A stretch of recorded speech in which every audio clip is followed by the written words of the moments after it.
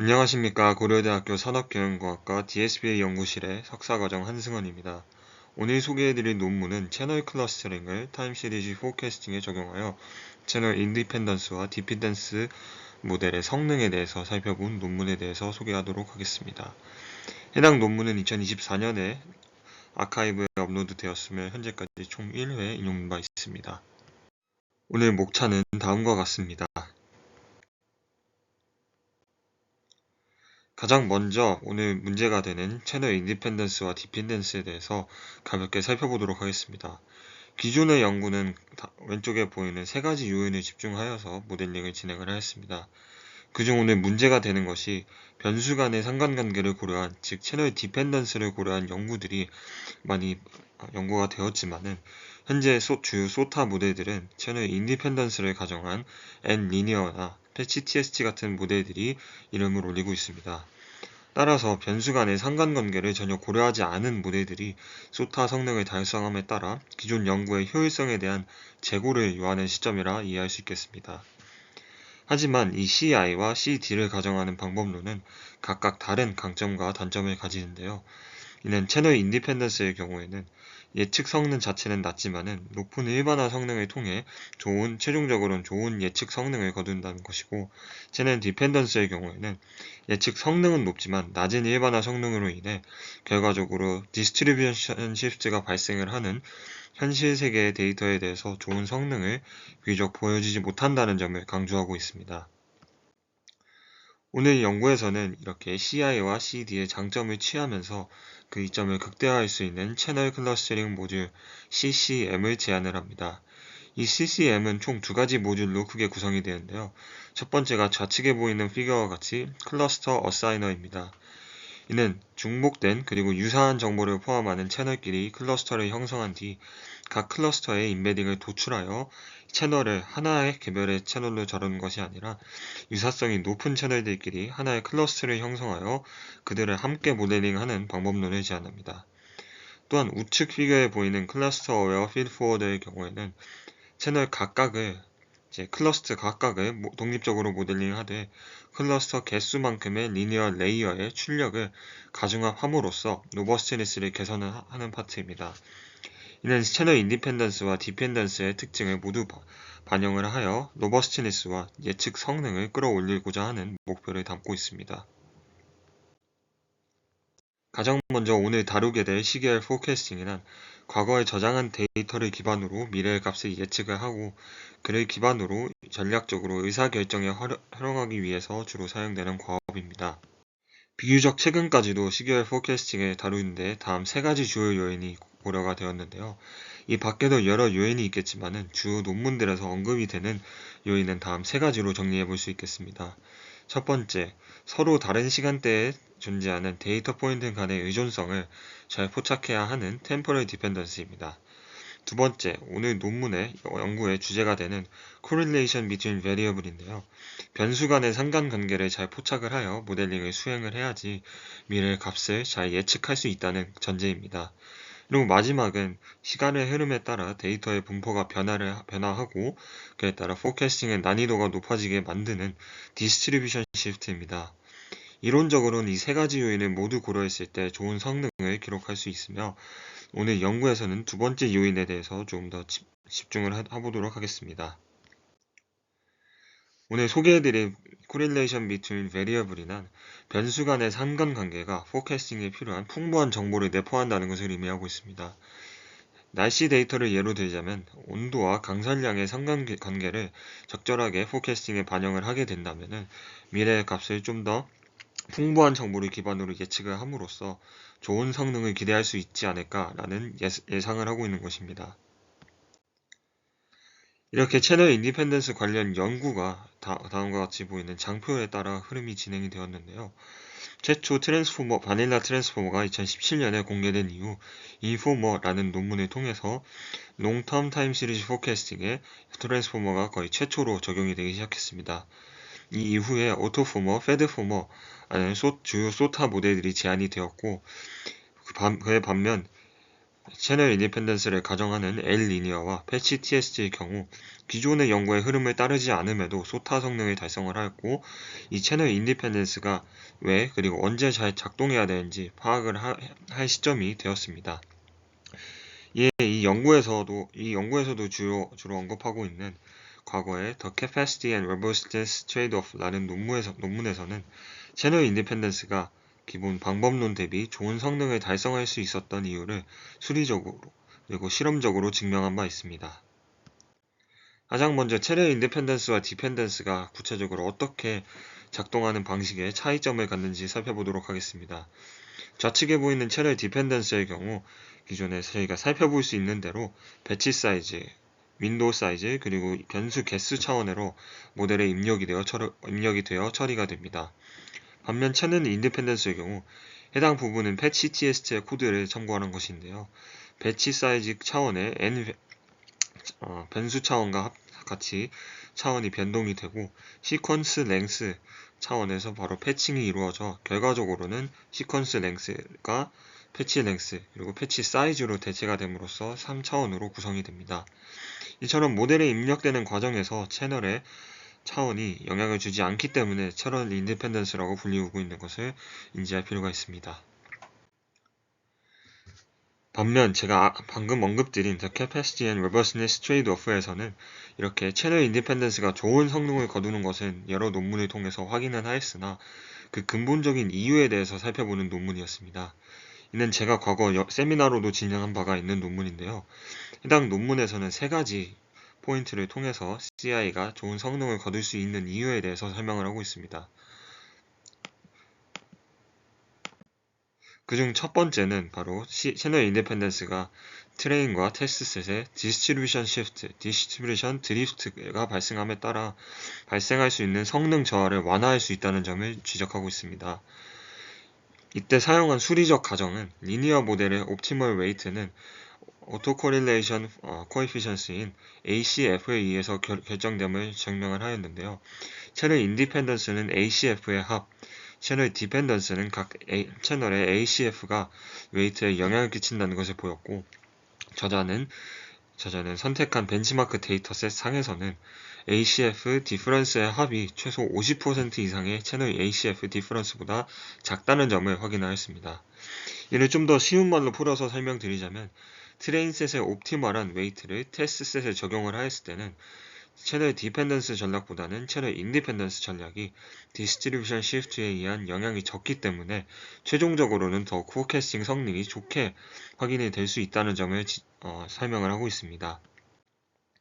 다음 두 번째는 채널 인디펜던스가 앞서 설명드린 것처럼 낮은 포캐스팅 성능을 가지고 있지만은 캐파시티를 갖고 있지만은 디스트리뷰션 시프트의 영향을 줄이기 때문에 로버스트니스를 강하게 가지고 있다는 점을 실험으로써 증명한 파트입니다.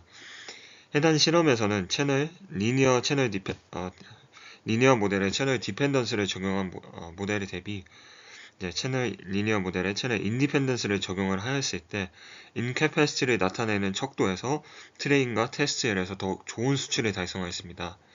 그 반대로 채널 디펜던스의 경우 채널 인디펜던스 대비 로버스트니스를 나타낼 수 있는 W 디퍼런스에서는 훨씬 좋지 않은 수치를 달성하였는데요.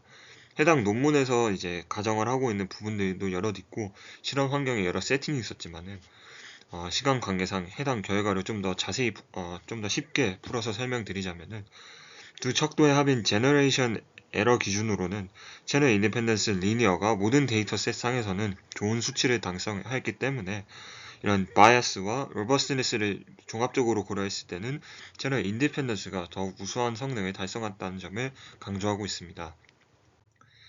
이를 피겨를 통해서 좀 더 이해하기 쉽게 설명드리도록 하겠습니다.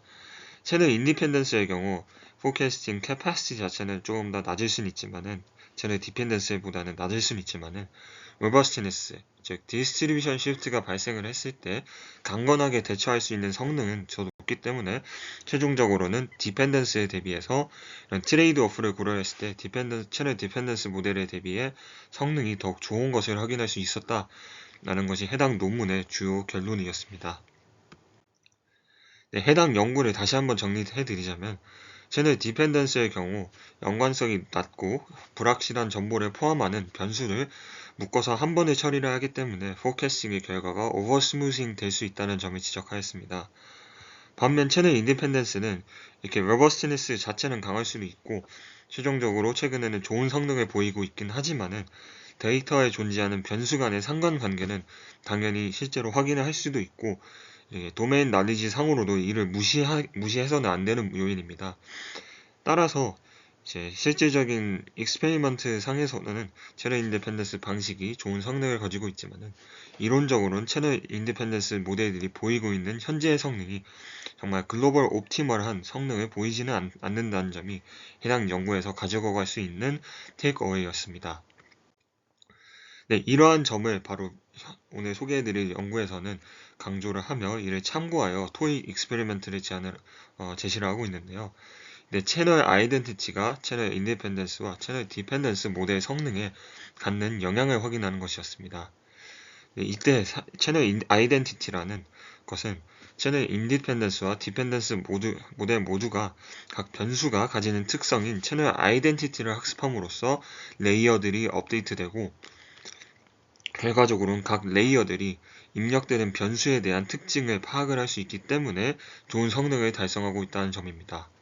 따라서 달리 얘기하자면 다른 환경을 고정시키고 변수 입력 순서만 바꾸기만 해도 모델의 성능이 크게 저하된다면은 이제 채널 아이덴티티가 영향을 크게 모델 학습 과정에서 크게 끼치고 있음을 확인할 수 있을 것입니다.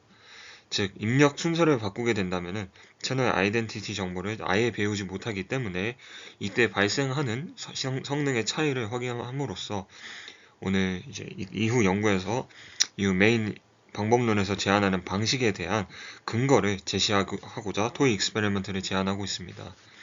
네, 실험 세팅의 경우 왼쪽의 경우가 베이스라인이었습니다. 모든 배치에서 변수 입력 순서가 고정이 되고 그에 따라 입력되는 순서에 따라 각 변수에 대한 특징을 모델이 파악을 하고 그 특징을 포캐스팅하는 역량을 갖추게 되어 결론적으로는 모델이 채널 아이덴티티를 학습할 수 있는 환경을 의미합니다. 우측의 경우가 바로 실험을 하고자 하는 부분인데요. 모든 배치에서 변수가 랜덤한 순서로 입력이 됩니다. 배치 1에서는 변수 1, 5, 2, 3, 4 순서대로 입력이 되었지만 배치 2에서는 5, 1, 2, 4, 3 이렇게 이후 배치에서는 또 랜덤하게 정렬이 되는 방식으로 각 레이어들이 이터레이션마다 학습이 됩니다. 이 경우 모델이 입력 순서에 일관성이 없기 때문에 모델이 채널 아이덴티티를 학습할 수 없다는 환경에 처해지는 것과 같습니다. 네, 이 익스페리먼트의 결과는 궁극적으로는 랜덤 셔플링을 통해 채널 아이덴티티가 제거된 상태에서 얼마만큼의 인포메이션 게인이 확인되는지를 확인하고자 하는 것이 목표입니다. 이때 델타 L, 델타 로스라는 지표를 제안하는데요.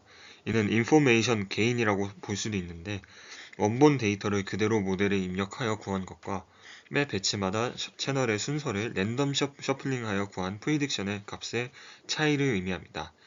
이를 쉽게 표현하자면 인포메이션 게인이라고도 표현할 수 있겠습니다. 실험 결과에 따르면 모든 모델과 데이터 조합에서 채널 아이덴티티 정보를 제거하였을 때 로스가 증가하였습니다. 즉 인포메이션 게인이 음수, 즉 로스 자체는 더 커졌다는 것을 의미하는데요. 예상했던 대로 기존 모델들은 이렇게 변수의 순서만 바꿔 놓아도 채널 아이덴티티의 영향을 많이 받기 때문에 성능이 크게 하락하였음을 확인할 수 있었고 결국은 채널 아이덴티티 인포메이션을 보장할 수 없을 때에는 채널 인디펜던스와 채널 디펜던스 모두 캐패시티와 러스트니스를 보장할 수 없다는 점을 본 익스페리먼트를 통해서 강조하고 있습니다. 토익 익스페리먼트에서 제시하는 두 번째 지표 PCC는 변수별 상관관계와 각 채널 간 인포메이션의 피어슨 코릴레이션 코에피션트를 의미합니다. 이때 변수별 상관관계는 오른쪽 상단에 보이는 수식과 같이 채널 I와 채널 J의 채널 시밀러리티를 의미하며 채널 간의 인포메이션은 채널 I의 인포메이션 게인과 채널 J의 인포메이션의 절대값의 차이를 의미합니다. 이때 모든 데이터셋과 모든 모델 조합에서 비교적 강한 상관관계를 보이고 있는데요. 이 결과를 해석을 하자면 변수 간 시밀러리티가 높은 채널 페어일수록 두 변수를 셔플링을 해서 이제 구한 인포메이션 게인의 차이가 적다는 것을 의미합니다. 이는 유사도가 높은 변수를 군집화하여 취급을 하게 된다면 채널 아이덴티티가 제거가 되었을 때도 모델 성능의 영향이 그렇게 크지 않다는 점을 강조를 하며 오늘 제안을 하게 되는 채널 클러스터링 모듈의 이론적인 근거를 이렇게 토익 익스페리먼트를 통해서 강조하고 있는 것으로 이해할 수 있겠습니다. 물론 채널 아이덴티티의 영향을 토익 익스페리먼트를 통해서 확인했던 것 자체는 매우 참신한 시도였으나 개인적으로 생각을 했을 때는 두 변수의 인포메이션 게인의 합이 작아진다는 것을 보여야지 채널 클러스터링 모듈의 합리성을 이렇게 강조할 수 있지 않았나 생각을 하였는데요. 첫 번째, 유사도가 높은 변수를 같이 다루면은 채널을 셔플링해도 각 변수의 로스 상승폭이 적다라는 점을 이러한 결과를 통해서 강조를 할 수 있었을 것입니다. 이는 클러스터링을 하게 된다면은 채널 아이덴티티의 영향이 줄고 강건성은 개선할 수 있기 때문에 제안을 하려고 하는 CCM의 논리적 근거가 좀 더 탄탄해질 수 있지 않았을까 하는 아쉬움이 있었고, 제공한 토익 익스페리먼트만으로는 채널 아이덴티티에 의존을 하면 안 되는 이유가 완벽하게 설명된다고 보지는 않다고 해석을 하였습니다. 오늘 소개해드릴 연구의 방법론에 대해서 구체적으로 설명해드리기에 앞서 본 연구의 모티베이션과 컨트리뷰션에 대해서 다시 한번 짚고 넘어가도록 하겠습니다. 해당 연구는 D-리니어와 패치 TST 이후 각 변수를 독립적으로 다루는 채널 인디펜던스 관련 방법론에 대한 활발한 관심에 대해서 역시나 집중을 하고 있고, 이런 방법론에 대해서 조금 더 분석을 하고자 하는 모티베이션을 가지고 있습니다. 변수를 동시에 처리를 하는 채널 디펜던스 방식은 연관성이 낮고 불확실한 정보를 포함할 수 있는 변수들을 동시에 처리함에 따라 포캐스팅 결과가 오버스무딩 될 수 있다는 점을 지적을 합니다. 또한 채널 인디펜던스는 데이터상에 분명히 존재하는 변수 간 상관관계를 아예 무시하기 때문에 옵티멀한 성능을 보이지 않는 과거의 분석 사례를 근거로 오늘 제안하는 CCM을 방법론을 고도화하였습니다. 해당 연구의 컨트리뷰션은 최근 각광을 받고 있는 CI와 기존에 널리 사용되는 CD의 장점을 취하면서 그 이점을 극대화할 수 있는 채널 클러스터링 모듈인 CCM을 제안을 합니다. 유사한 변수를 클러스터 단위로 묶고 프로토타입 인베딩을 도출하여 향후 제로샷 포캐스팅이나 이후에 포캐스팅에 사용을 하기 위해 필요한 정보를 제공하는 클러스터 어사이너를 제안하게 됩니다. CI처럼 채널 각각을 독립적으로 모델링하듯 CD처럼 클러스터 개수만큼의 리니어 레이어의 출력을 가중합을 함으로써 일종의 앙상블 모델 같은 방식을 통해서 로버스트니스를 개선을 하는 클러스터 어웨어 피드포워드까지 제안을 함으로써 채널을 클러스터링을 하고 그 다음에 그 클러스터링된 정보를 기반으로 포캐스팅을 하는 방법론을 제안하고 있습니다. 또한 하나의 특이한 점으론 학습 단계에서 정의한 프로토타입 인베딩을 활용을 하여 제로샷 포캐스팅을 하는 방식에 대해서도 실험을 진행했다는 점입니다. 오늘 소개해드릴 연구에서 제안하는 방법론은 총 4가지 단계로 나뉠 수 있습니다. 첫 번째, 채널 인베딩된 시계열을 템포럴 모듈에 입력하는 것인데요. 말 그대로 로우한 채널 시계열 입력값을 정규화시킨 다음에 일반적으로 인베딩 하듯 시계열을 인베딩을 하고 난 뒤에 다양한 백본 모델로 사용이 되는 시계열 ATSF 모델에 입력을 하여 다음 레프레젠테이션을 뽑아내는 단계입니다. 두 번째 단계는 클러스터 어사이너 내부에서 작동이 이루어지게 되는데요. 이는 C개의 채널을 K개의 클러스터로 군집화하는 단계입니다.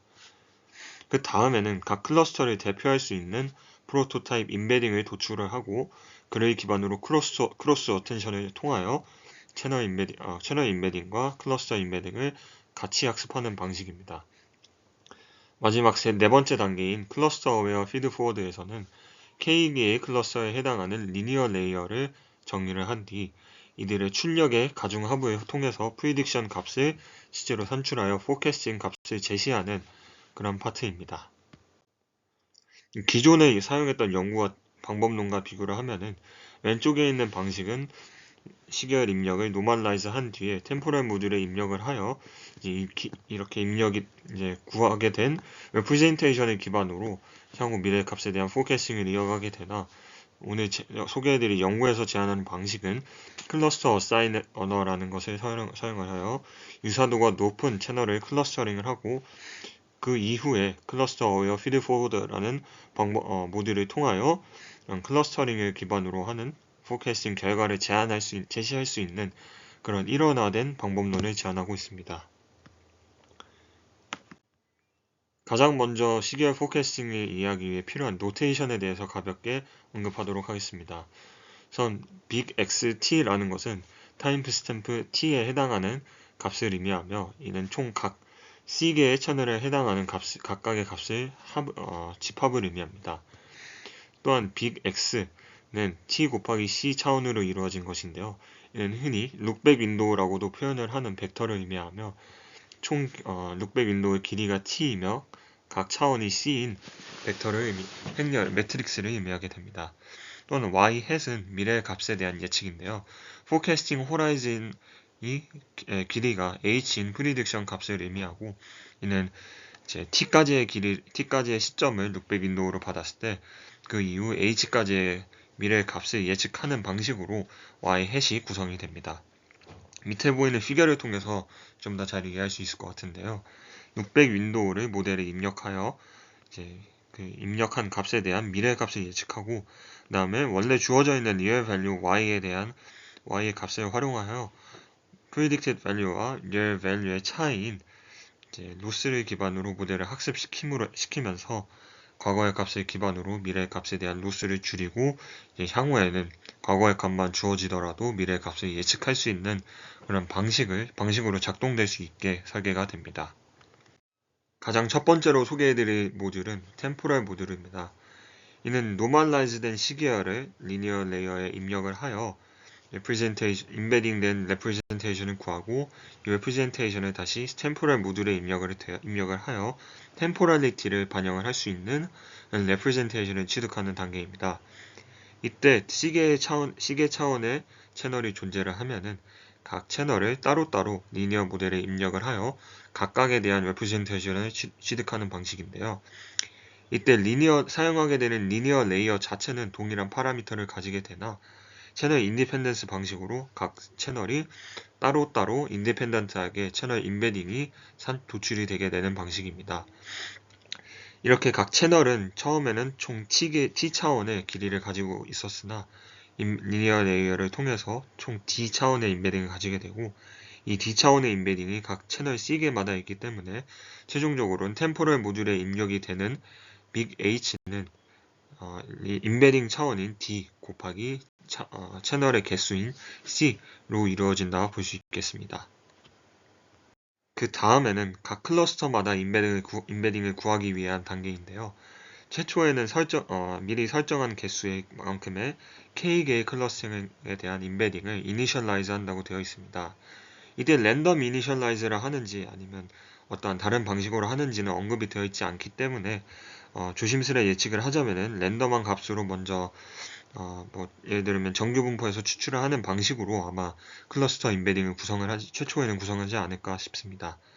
학습 시작 시에 이니셜라이즈된 클러스터 인베딩은 총 K개의 개수를 가지게 되고, 각 클러스 인베딩은 앞서 설명드린 채널 인베딩과 동일한 차원인 D 차원을 가지게 됩니다. 따라서 이 차원을 정리해보자면 총 K개의 클러스터 인베딩과 각 클러스터 인베딩은 D 차원으로 이루어진다 볼 수 있겠습니다. 학습 시작 시에는 사실 클러스터 인베딩은 별 의미를 가지지 않는 그런 값이지만은 이후 설명드린 프로토타입 러닝과 구성한 로스의 백프로파게이션을 통하여 유사한 채널의 집합을 대표할 수 있는 인베딩으로 변형이 된다 이해하시면 좋을 것 같습니다. 그 다음 단계는 이렇게 앞서 취득을 한 채널 인베딩과 클러스터 인베딩을 활용하여 내적값을 활용하여 채널 클러스터를 할당하는 단계입니다. 이때 클러스터 인베딩과 채널 인베딩을 각각 구하게 되면은 각 동일하게 D 차원을 가지고 있기 때문에 이들의 내적값을 구할 수 있고, 이들을 노멀라이즈를 함으로써 각 채널이 어떤 클러스터에 속할 확률이 있는지 보여줄 수 있는 probability 매트릭스를 구할 수 있게 됩니다. 이 probability 매트릭스의 경우 그 K 곱하기 C 차원으로 이루어지게 되는데, 이를 앞과 같은 예시로 해석을 하자면은, 우측 하단에 있는 박스의 경우 채널 스몰 c가 클러스터 K에 속할 확률을 의미를 하게 됩니다. 각 채널 C마다 각 클러스터 K에 속할 확률이 나타내는 것이 바로 이 probability 매트릭스라고 이해해 주시면 좋을 것 같고, 앞선 단계에서 노멀라이즈가 되었기 때문에 각 채널이 가지는 각각 대한 클러스터에 대한 확률을 합하게 되면은 확률 값이기 때문에 총 1이 된다는 점 역시 미리 설계를 해 두었습니다. 이렇게 예시를 통해 다시 한번 살펴보자면은, 프로바빌리티 매트릭스를 기준으로 소프트맥스를 취하여 바이너리 매트릭스로 바꿔주게 됩니다. 다시 한번 예시를 살펴보게 되자면, 화살표 쳐져 있는 부분은 채널 5가 클러스터 K에 속한다는 의미로 받아들일 수 있고, 이때 매트리스 M의 각 구성 요인은 해당 클러스에 속하게 되면 0, 해당 클러스에 속하게 되면 1, 해당 클러스에 속하지 않으면 0을 갚게 되는 바이너리 매트리스로 볼 수 있겠습니다. 네, 이렇게 구한 M 매트리스와 앞서 구한 클러스터, 채널 인베딩을 활용을 하여 다시 프로토타입 러닝이라는 것을 진행을 하는데요. 근데 이 러닝은 크로스 어텐션을 기반으로 이루어지게 됩니다. 이 크로스 어텐션은 다들 잘 아시겠지만, 커리와 키의 값이 다른 경우를 의미를 하는데요. 채널 인베딩 H와 프로토타입 인베딩 C 간의 크로스 어텐션 값을 구하게 되고, 이 크로스 어텐션 값을 활용을 하여 두 인베딩이 인트라 클러스터에서 내적 값이 크도록 학습이 되게 됩니다. 이게 내적 값이 크게 된다는 것은 의미하는 것은, 동일한 클러스터에 속한 채널의 인베딩이 서로 가깝게 이제 위치할 수 있도록 학습이 된다는 것이기 때문에, 본래 유사한 채널들끼리 동일한 클러스터를 구성을 해서 모델링을 한다는 오늘 제안하고자 하는 CCM의 목적에 아주 적합한 방법론이라고 이해할 수 있을 것 같습니다. 이때 이 C 해수로 표현이 되는 크로스 어텐션 값은 특이하지만은 이게 다음 모듈에 입력이 돼서 진중 이 포캐스팅에 직접 활용이 되는 것은 아니고, 매 이터레이션마다 크로스 어텐션 값이 다시 앞서 구한 클러스터 인베딩인 C로 입력이 되어 업데이트가 이루어지는 단계로 이루어져 있고, 트레인 페이즈에서는 이러한 방식으로 프로토타입 인베딩을 계속 업데이트해 나가고, 제로샷 포캐스팅의 경우에는 이미 학습이 끝났을 경우에는 각 클러스터에 따른 인베딩은 고정을 시키고 제로샷 포캐스팅을 활용을 하는 방식으로 이루어져 있습니다. 마지막 단계인 클러스터 어웨어 피드 포워드의 경우에는 앞서 구한 채널 인베딩의 템포럴 모듈에 입력을 하여 구하게 되는 Z를 각 클러스터에 해당하는 리니어 레이어에 입력을 하고, 각 클러스터에 해당하는 프로바빌리티를 곱하여서 가중합을 통해서 구하는 포캐싱의 값을 반환을 하게 됩니다. 이때 각 리니어 레이어의 출력과 각 채널이 각 클러스터에 속할 확률을 곱하여서 합하게 되는데요. 위에 있는 화살표를 보시게 되면은 채널 1이 가지고 있는 각 클러스터에 속할 확률 값을 곱해서 가중합을 구하게 되는 방식으로 이루어져 있습니다. 이때 각 변수마다 독립적으로 프리딕션 값을 산출을 하기 때문에 채널 인디펜던스 방식을 따른다고 볼 수 있지만은, K개의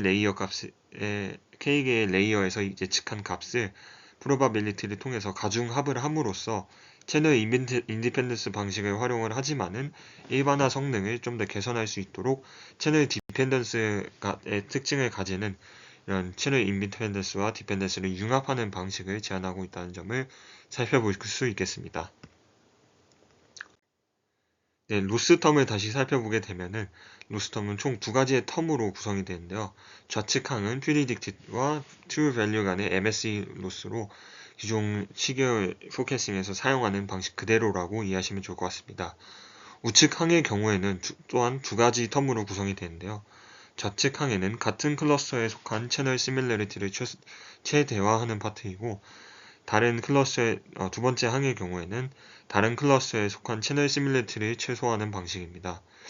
이때 시밀러리티 매트릭스는 시간 복잡도가 가장 낮은 유클리디안 디스턴스를 사용함으로써 방대한 데이터셋을 활용할 때도 비교적 이제 짧은 속도로 처리를 할 수 있게끔 설계를 하였고, 근데 로스텀을 다시 살펴보게 되면은 이제 로스텀의 두 번째 텀에 있는 이제 M 매트릭스가 중간중간에 들어가 있기 때문에 이 M 매트릭스는 결국 프로바빌리티 매트릭스에서 도출이 되게 되고, 이 프로바빌리티 매트릭스는 채널 인베딩과 클러스터 인베딩의 내적을 통해서 구해지기 때문에 결국 앞에서 프로토타입 인베딩을 통해서 구한 C 해시 C로 다시 입력이 되고, 이 크로스 어텐션 값이 결과적으로는 로스 텀에도 반영이 되기 때문에 백프로파게이션을 하였을 때 지속적으로 이 크로스 어텐션을 하는 것이 의미가 있다는 것으로 받아들일 수 있겠습니다. 네, 수도 코드를 통해서 좀 더 잘 살펴볼 수 있을 것 같은데요. 이 채널과 클러스터 인베딩은 결과적으로 매 이터레이션마다 업데이트 된다는 점입니다. 앞서 설명드린 것과 같이 크로스 어텐션을 통해서 구한 C 햇을 C에 입력을 하고, 그 다음 이터레이션에서는 이렇게 구한 클러스터 인베딩을 프로바빌리티 매트릭스를 구하기 위한 내적에 활용을 함으로써 지속적인 이터레이션 업데이트에 활용이 되게 되는 것입니다. 이때 인트라 클러스터의 인베딩이 가까워지도록 이전 이터레이션에서 크로스 어텐션을 구하게 되면은 이제 현 이터레이션에서는 프로바빌리티 매트릭스 계산에 활용이 되는 방식으로 바로 크로스 어텐션, 즉 프로토타입 인베딩이 본 방법론의 학습에 영향을 끼치는 것으로 이해할 수 있겠습니다. 일반적으로는 바닐라 어텐션이나 다른 ATSF 트랜스포머에서도 어텐션의 값을 포캐스팅에 직접 다음 단계의 모듈로 직접 입력을 하는 방식으로 보통 활용이 되는데, 해당 모듈에서는 그러한 방식은 아니지만은 expectation maximization EM 알고리즘과 비슷하게 지속적으로 파라미터를 업데이트하고 그 파라미터를 다시 이용을 해서 프로바빌리티 값을 산출하는 방식으로 업데이트되는 EM 알고리즘과 유사하다 이해할 수 있을 것 같습니다. 다음은 본 연구에서 제안하는 비교적 독특한 방식인 제로샷 포캐스팅인데요. 트레인 페이즈에서 학습한 클러스터 인베딩을 활용하여 바이너리 매트릭스인 M을 구하고 다른 도메인의 데이터에 대한 제로샷 포캐스팅을 수행을 하게 되는데요. 이제 트레인 페이즈에서는 하이라이트된 부분, 즉 각 K개의 레이어에 대한 각 레이어의 파라미터가 주어져 있고, 또한 각 클러스터 인베딩에 대한 정보가 주어져 있기 때문에 결과적으로 이 제로샷 포캐스팅에서 구해야 하는 것은 채널 인베딩과 이제 미리 주어져 있는 클러스터 인베딩과의 그러한 내적 값을 구하고, 그 내적 값을 기반으로 probability 매트릭스 P를 구하고, 그를 기반으로 또 다시 M을 구하여 최종적으로는 피드포워드를 통해서 포캐스팅을 채널 단위로 수행을 하는 단계를 거치게 됩니다. 이러한 방식을 활용을 하기 때문에 변수 개수가 다른 데이터셋에 대해서도 제로샷 포캐스팅이 가능한 이점을 가지고, 이는 변수 개수가 보통은 고정이 되어야지 활용할 수 있는 포캐스팅 방식 대비 상당한 실용적인 이점을 가지는 점으로 이해할 수 있을 것 같습니다. 지금부터는 이제 본 연구에서 제안하는 방법론을 활용한 실험 결과에 대해서 설명하도록 하겠습니다. 본 연구에서는 크게 롱텀 포캐스팅과 숏텀 포캐스팅에 대한 익스페리먼트를 진행을 하였고, 흔히 사용을 하는 데이터셋을 활용을 하여 베이스라인에 대한 실험을 진행을 하였습니다. 매트릭의 경우 롱텀 포캐스팅의 경우에는 MSE와 MAE로 구성을 하였고, 숏텀의 경우에는 다음 세 가지 지표를 통해서 매트릭을 구성을 하였습니다. 룩백 윈도우와 프리딕션 랭스 역시 데이터셋에 따라 약간은 상이하지만 결국엔 다양한 길에 따른 로버스트니스를 체크하기 위해 이런 실험 설계를 하였습니다. 베이스라인의 경우 소타 모델로 꼽힐 수 있는 모델 중 리니어, 트랜스포머, 컨볼루션 기반 모델이 고르게 포함되도록 하였으며, 이 중 채널 디펜던스는 타임스넷, TS 믹서로 꼽을 수 있고, 채널 인디펜던스는 D-리니어, 패치 TS로 꼽을 수 있는데요. 이렇게 다양한 종류의 모델을 베이스라인으로 포함을 함으로써 실제 소타 모델 대비 본 방법론이 제안하는 방식은 어떠한 성능을 보여주는지 확인을 하고자 하는 의도를 담고 있습니다. 메인 실험에 대한 설명을 하기에 앞서 다음 한 가지 중요한 점에 대해서 하도록 하겠습니다. 본 연구는 성능이 가장 좋게 될 수 있는 그런 소타 모델의 프레임워크를 아키텍처를 제안하는 것은 아닙니다. 해당 연구는 다양한 시나리오와 모델에 대해 베이스라인의 성능을 향상시킬 수 있고, 그러면서도 모델 어그노스틱한 프레임워크를 제안을 함으로써 기존 모델의 탑재를 하였을 때 기존 모델의 성능을 개선할 수 있는 것이지, 다른 모델의 아키텍처보다 우월한 그런 성능을 낼 수 있는 방법론을 제안하는 것은 아닙니다. 이러한 점을 염두에 두고 모델 실험 결과를 해석을 하였을 때는 롱텀 포캐스팅의 경우 좌측에 있는 장표를 통해 확인할 수 있는데요. 144개의 세팅 중 MSE의 경우 90.27%, MAE의 경우 84.03%의 케이스에서 기존 베이스라인 대비 성능 향상이 이루어졌음을 확인할 수 있었습니다. 특히 채널 인디펜던스에서도 소타 모델로 꼽을 수 있는 D-리니어의 경우 평균 MSE는 5.12%포인트, MAE는 3.04%포인트가 하락을 하였습니다. 쇼텀 포캐스팅의 경우에서는 우측 장표에서 보이는 것과 같이 성능 향상의 폭이 좀 더 컸음을 확인할 수 있습니다. 네, 또한 The Capacity and Robustness Trade-off 논문에서 제안을 하는 PER 레그라는 방식에 대해서도 비교 실험을 진행을 하였는데요. 해당 논문에서 제안하는 PER 레그는 앞서 설명드린 것 같이 채널 디펜던스 모델들은 샤프한 프리딕션을 생성하는 경우가 있고, 이를 스무딩 해주기 위해서 각 윈도우에서 last value를 빼주고 레귤러라이저를 취해주는 이런 PER 레그를 제안을 하고 있는데요. 파이토치 상으로 봤을 때는 마지막 값을 빼주고 웨이트 디케이를 활용하는 방식으로 구현을 하였는데요. 본 연구에서는 이 PER 레그가 비교가 될 수 있는 방법론이라고 설명을 하였으며, 이에 대한 CCM과의 비교 실험을 진행을 하였습니다. 채널 디펜던스, 채널 인디펜던스, 플러스 PER 레그라고 장표에서 표현이 되어 있는 부분은 앞서 설명드린 논문에서 제안한 방식과 코드로 기록한 결과를 의미를 합니다. 이때 각 방식을 리니어 모델과 트랜스포머 모델에 각각 따로따로 적용을 한 성능을 기록을 하였는데요. 플러스 CCM이 바로 리니어와 트랜스포머 모델에 대해 각각 제한 방법론인 CCM을 적용을 했을 때 나온 결과를 의미합니다. 확인해 보시면은 거의 대부분의 경우에서 기존 베이스라인은 물론 PR 레그를 적용했을 때보다 성능 향상의 폭이 훨씬 더 컸음을 확인을 할 수 있었습니다. 네, 다음은 본 논문에서 제안하는 독특한 실험인 제로샷 포캐스팅에 대한 실험 결과인데요. 기존 모델들은 도메인에 따라 모델의 성능이 크게 좌우되는 점을 본 논문에서는 지적하고 있었습니다. 따라서 학습 시 한 번도 보지 못한 도메인의 데이터에 대해서 CCM의 로버스티니스를 측정함으로써 본 방법론이 정말 다양한 실험 환경에서도 잘 작동할 수 있음을 증명을 하는 것인데요. 기학습된 프로토타입 임베딩을 활용을 하여 입력된 샘플의 채널을 군집화하고 앞서 설명드린 피드포워드에 입력을 하여 포캐스팅을 수행하는 방식인데요. 이때 베이스라인은 A 데이터로 학습한 모델에 대해 B를 바로 제로샷 포캐스팅한 결과입니다. 플러스 CCM의 경우 CCM 방식으로 A를 학습하고 B로 바로 제로샷 포캐스팅하는 방식인데요. 서로 활용했던 데이터셋은 ETTH와 ETTM인데요. 해당 데이터는 비슷한 유형의 데이터지만은 서로 다른 주기로 측정이 된 데이터로서 이런 데이터셋을 활용함으로써 크로스 도메인과 크로스 그래뉴얼리티에 대한 실험을 수행을 하였고, 이렇게 그래뉴얼리티가 달라짐에 따라서도 어떻게 성능이 변화하는지를 확인했다는 점이 다소 독특한 실험 결과라고 볼 수 있을 것 같습니다.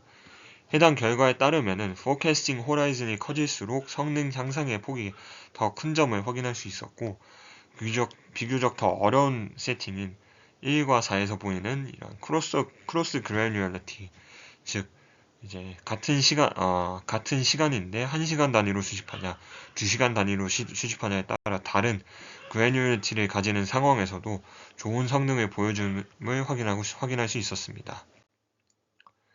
네, 일반적으로는 사실은 제로샷 포캐스팅을 할 때는 비도메인 데이터로 파인 튜닝된 모델과 A 데이터로 학습하고 B로 제로샷 한 모델의 성능을 비교하는 방식이 많았는데, 이러한 다소 다른 환경에서 실험을 한 것 자체를 해석을 해보았을 때는 CCM이 제로샷 성능만으로 기존 파인튜닝된 모델의 성능을 능가한다는 점을 보이고 싶었던 게 아니라 CCM이 기존 모델의 제로샷 성능을 향상시킨다는 점을 강조하고 싶었던 것이 저자가 이제 의도했던 바가 아닌가 생각을 하게 되었습니다. 다음은 본 연구에서 제안하는 방식의 Quantitative Visualization입니다. 이는 모델의 실제 클러스터링 결과를 TSNE로 플롯을 해보았을 때 결과를 시각적으로 확인해 보았던 것인데요. 총 2개의 K는 2, 2개의 클러스를 구성을 해보았을 때 결과를 확인해 보면은 0, 2, 4 채널, 그리고 1, 3, 5, 6 두 군집으로 이루어진 채널이 이제 비교적 이제 비슷한 인베딩을 가지면서 클러스를 구성함을 확인할 수 있고, 이제 각 클러스에는 별로 표시가 된 프로토타입이 중심에 잘 찍혀져 있는 것을 확인할 수 있습니다. 또한 이런 클러스터링 결과를 시뮬러리티 매트리스를 통해서 확인해 보았을 때도 비교적 페어와이즈 유사도가 높은 변수들이 같은 군집에 속해 있음을 확인할 수 있었고, 이는 이제 제안하는 방법론을 통해서 학습을 했을 때 실제로 클러스터링을 잘 이룰 수 있다는 점을 보여주는 실험 결과라고 할 수 있겠습니다. 하지만 개인적으로는 디스턴스 매트릭스로서 유클리디언 디스턴스가 사실 가지고 있는 한계가 여럿 있기 때문에 정말 본질적으로 유사도가 높은 변수가 잘 군집화되었는지는 다른 실험을 통해서 좀 더 확인이 필요하지 않나라는 한계를 꼽을 수 있을 것 같습니다. 하지만 이런 시밀러리티 매트릭스에 따른 유사도가 높은 변수끼리 군집을 잘 형성했느냐라는 질문이 들어온다면은 그렇다라고 답할 수 있는 그런 근거 자료가 될 수 있을 것 같습니다. 다음 실험은 클러스터 개수 K에 대한 센시티비티 스터디인데요. 이때 사용을 하게 되는 X축에 있는 클러스터 레이쇼는 클러스터 개수를 채널 개수로 설정을 한 K를 채널 개수로 나눈 것을 활용을 하였고, 이 클러스터 레이쇼 1가 1이라는 것은 클러스터 개수와 채널 개수가 동일하다는 것을 의미하였습니다. 실험 결과에 따르면 K의 크기가 너무 커지게 되면 성능이 오히려 좋아지지 않았다는 점을 강조를 하고 있고, 이 클러스터 레이쇼가 0.2에서 0.6 사이일 때 최적의 성능을 보이는 것을 실험적으로 확인할 수 있었습니다. 하지만 오른쪽에 보이는 컴퓨테이션 코스트에 대한 애널리시스를 확인했을 때도 사실 클러스터 사이즈가 커지게 되면은 컴퓨테이션 코스트가 커져 이렇게 소요되는 시간과 모델 사이즈가 커지게 되기 때문에 이런 클러스터 레이쇼에 따른 성능과 컴퓨테이션 코스트의 트레이드 오프를 고려해야 한다는 점을 본 저자는 언급하고 있습니다. 다음은 클러스터 어웨어 프로젝션의 효과를 보여주고 있는데요. 이 해당 피겨는 각 클러스터의 웨이트의 크기에 따른 색깔을 표시해 두는 것인데요. 좌측에 보이는 예시를 통해서 클러스터 0은 다소 밝은 빛금에 해당하는 레이어가 이렇게 밝게 빛나고 있는데, 이는 피리어딕 시그널을 주로 포착하는 역할을 클러스터 0에 해당하는 리니어 레이어가 담당했음을 의미하고 있습니다. 반면 아래에 있는 클러스터 1에서는 각 웨이트에 조금 더 진한 빛금이 쳐져 있는데요. 이는 클러스터 0 리니어 레이어와 달리 이 클러스터 0 리니어 레이어에서 포착하지 못한 더 컴플렉스한 피리어디시티를 포착하는 역할을 담당했음을 의미하고 있고, 이는 하나의 채널이 하나의 레이어로 입력이 되는 채널 인디펜던스를 활용했을 때는 이렇게 클러스터 0이나 1만 활용했을 때 하나의 피리어디시티를 확인할 수 있었겠지만은 이를 가중합을 하는 방식을 활용하여 일종의 앙상블 방식으로 로버스티니스를 향상시킬 수 있다는 점을 보여주는 자료입니다. 네, 오늘 발표에서는 이제 기존 채널 인디펜던스와 채널 디펜던스 모델이 제너럴라이제이션이 성능이 부족하거나 포캐스팅 캐패시티가 부족한 한계를 꼽은 기존 연구에 더해 이를 개선할 수 있는 CCM 모듈을 제안하는 방법론에 대해서 살펴보았습니다. 채널의 아이덴티티에 의존하는 기존 방식에 따르면 모델의 로버스니스에 좋지 않은 영향을 끼치게 되고, 본 연구는 따라서 다소 중복된 채널들을 하나의 클러스터로 묶어 모델링함으로써 할 수 있는 클러스터 어사이너와 클러스터 어웨어 피드포워드를 제안을 했고, 이런 방식을 활용함에 더해 프로토타입 인베딩을 활용하여 한 번도 보지 못한 도메인의 데이터에 대해서 제로샷 포캐스팅을 할 수 있는 방법론 역시 제안을 하였습니다. 해당 방법론에 대해서 간단하게 코멘트하자면은, 제안 방법론이 채널 인디펜던스나 채널 디펜던스 모델에 가리지 않고 모델 어그노스틱하게 적용이 될 수 있다는 점에서 상당히 실용적인 연구라고 생각이 들었고, 또한 제시하고 있는 실험 자체도 다양하고 정말 엄밀하게 세팅을 설정함으로써 좋게 유효성을 입증했다고 평가를 할 수 있을 것 같습니다. 또한 제로샷 세팅에서 성능 향상을 증명함으로써 단순하게 좋은 성능을 달성한다 외에도 실용적으로 실제 산업에서 활용이 될 수 있는 실용적인 이점 역시 강조를 하는 강점이 있었습니다. 하지만 중간에 언급했던 것과 같이 토 익스페리먼트 결과에 대한 해석이 약간 부족하였고, 그를 근거로 하는 연구의 필요성에 대한 논리 역시 그에 따라 다소 빈약하다고 이해할 수 있기 때문에 이 점을 보완하게 된다면 조금 더 완성도가 높은 논문이 될 수 있을 것으로 판단하였습니다. 또한 더 다양한 어빌레이션이 가능할 것이라고 생각이 드는데요. 단적인 예로 들자면은 크로스 어텐션을 제거했을 때의 결과나 피드포워드를 K개의 레이어로 가중합을 하지 않고 그냥 단순히 채널 인디펜던스의 방식 그대로 하나의 레이어로 구성하는 방식 등 제안하는 모듈의 유효성을 증명하기 위한 다양한 추가 실험이 가능했었다는 점을 고려를 한다면은 조금 더 발전의 가능성에 여지가 있는 실험이 아닌가라는 생각이 들었습니다. 긴 발표 들어주셔서 감사합니다.